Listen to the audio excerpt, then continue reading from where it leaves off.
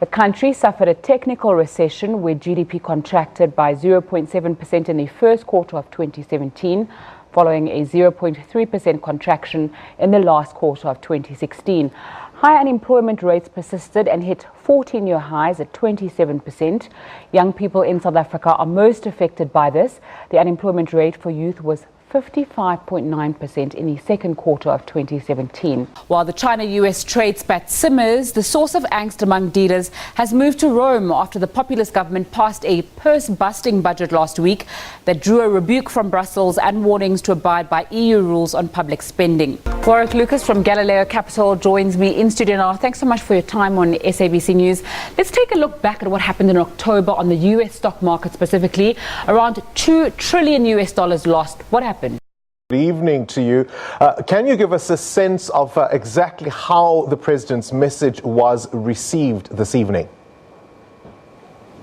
Good evening, Bongani. We saw quite a good response from the few people I spoke to on the sidelines of this forum.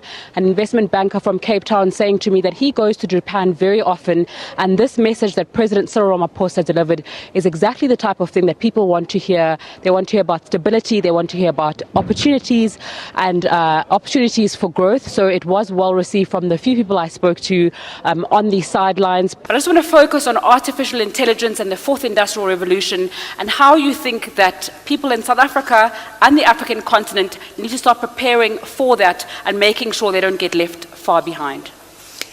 Well, first, I think there are a lot of things talking about artificial intelligence and robots and IoT, and people start to worry. Let me tell you, don't worry about it. We've had 2 downgrades, the rand is not doing well, consumer spending is down.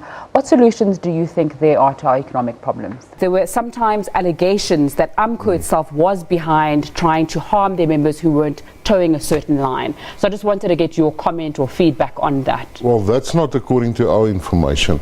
What we do have on the minds, and we've had it for quite a while, is rivalry between the two big unions. If our public spending is cut, we're seeing that private sector spending is also reduced because of, some people have said, issues with policy uncertainty, economic uncertainty and political uncertainty.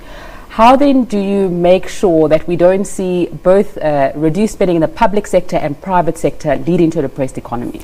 You know, considering a ratings downgrade may seem as a short-term intervention, but in the long term, should a ratings downgrade materialize, it's going to have a long-term effect on the economy and on poor people above everybody else.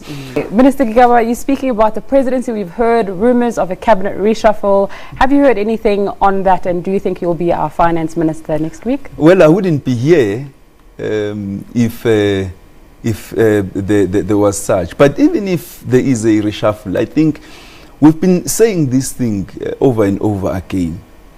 Whenever it happens,